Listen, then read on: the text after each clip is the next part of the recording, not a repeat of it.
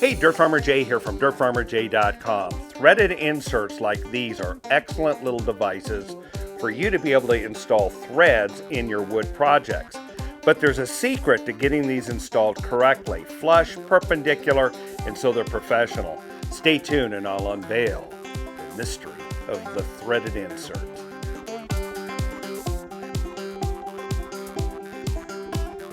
Hey, DirtFarmer Jay here from DirtFarmerJay.com. These threaded inserts are really handy in the shop, and I'm going to show you how to install them correctly. Something you got to know right off is that they do come in a variety of sizes, which makes them very handy for larger fasteners as well as little tiny ones. They're available in brass, in fine thread, as well as in coarse thread, and you can also get them in steel, just like that. The first thing you need to know is the base diameter of the barrel that is at the bottom of the threads. And fortunately, the manufacturer of these, at least one of the major manufacturers of them, E-Zlock, E-Z-L-O-K, they have a chart that you can download at their website. So their website right here, the drill chart, shows you the type of fastener you're going to use, what the internal thread is, and what drill size you need. Now they actually take it to 64ths. A lot of us don't carry index drill sets like that have 64ths. So you can kind of get by going to the next size down. So when it calls for a 17/64, you can do a quarter, which is a quarter is a 1/64 smaller than 17/64. 25/64, use a 3/8. 33/64, use a 1/2 inch. Both those sizes are, again, 1/64 smaller. Now, when you're doing that in wood, you can get by with that, especially if you lubricate the insert before it's inserted into the hole that you've pre-drilled. Which brings us to the next point. How do you get the insert perpendicular in the hole? How do you get it straight so it doesn't go in crooked and you don't end up marring it? Well, there's 3 great techniques we've got to address that. Let's look at them one at a time. All right, let's overview very quickly the 3 different ways you can install these. One simple way is to simply take either a section of a bolt or some threaded stock of what the internal threads are. This is quarter 24 thread, and simply put a couple of nuts, jam them together, then put in the insert behind it. And I always like to put the slot down. Why? Because the finished top of the barrel is a lot prettier than it is with that slot in it. So I go ahead and put the slot down into the part that's going to be buried in the wood. And I'm going to just put this into the chuck of my drill press without the power on and use the down force of the handles and the chuck itself to slowly turn this in to the pre-drilled hole. That's method number 1. Method number 2, E-Zlock has a size driver for each of the inserts that they have, and you have to use the right one. This is for their quarter 24s.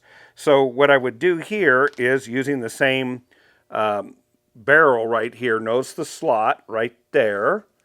I'm simply going to line up the tab right there, push it in like that.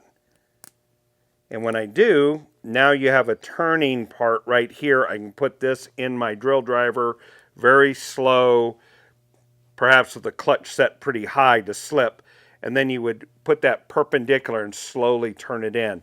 Putting little beeswax on is helpful, and these knife edges with a wide pitch grip amazingly strong and are a little bit easier to drive than the closely pitched knife threads, okay? So that is method number 2. Method number 3 is using a little jig like this. Now this one happens to be a plan that was made by Woodsmith, and I provided in the comments below the link to be able to go download this. But what this allows you to do is to put this on the end, again, jam nuts with a down spring, and what you're going to do is you're going to press this down and then start to drive it, turn it, and then eventually this will move down, and you can finish driving it very perpendicular without having to try to guess whether or not you're in 90 degrees of the surface of the wood. So let's put each one of these to the test. All right, to get this test underway, the first thing I'm going to do is drill into a scrap block just 3/8 holes. That is 1/64 smaller than what's called out for the 1/4 inch bolts. But we're going to go ahead and do that. Here we go.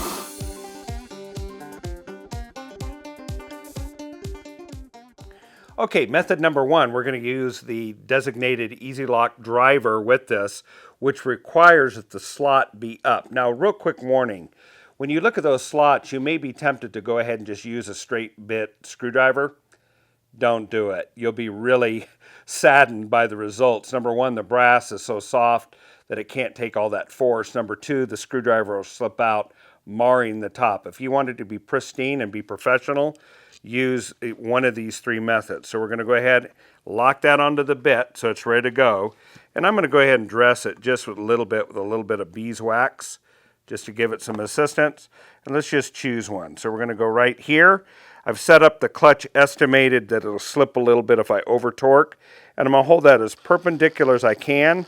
And then I'm going to rotate it in. Okay, I need a little bit more clutch, or a little less clutch, let's put it that way.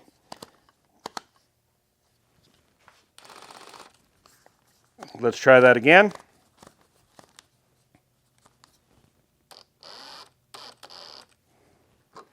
Pull her out, and there you go. You've got that flush right there. There's got a little proud, but I could go ahead and take it down, but that is threaded in.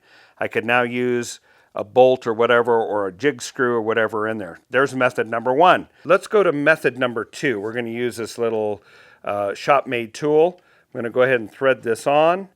All right, and I've actually put the slot towards the bottom so it's buried in the work. Let's go ahead and put her right there.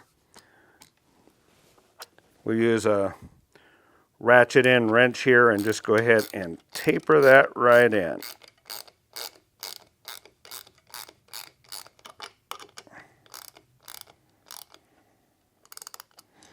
Okay, so that is driven in. Let's go ahead and reverse out the tool.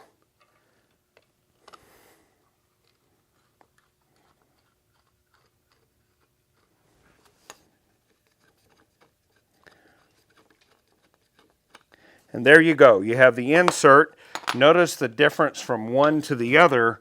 This one you can see the cut lines right here. This one is smooth. All right, that leaves us method number three. Let's use the drill press with the power off and use it, down pressure and the twist to drive it in. Let's go to it. All right, so here we have our threaded piece of stock with a double jam nut. So I'm just going to go ahead and put it right there. Let's go ahead and insert it in the drill press.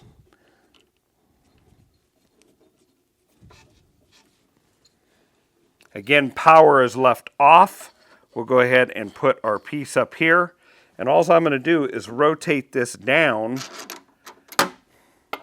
until I've got down pressure right there in the hole. And then I'm going to rotate this while I push the other side.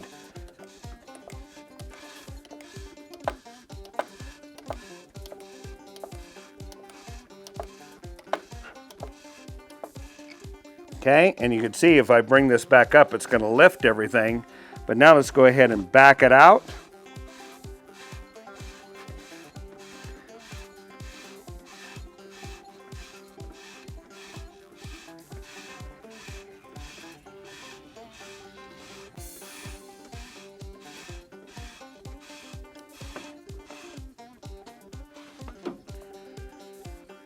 And there you go.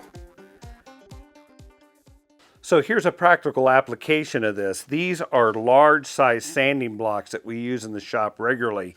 And the keeper that holds the sandpaper in the back is a dowel with a threaded rod attached to a 4-wing handle here. And that goes simply right down in there into that and is tightened down to hold the paper, just like you can see on this one.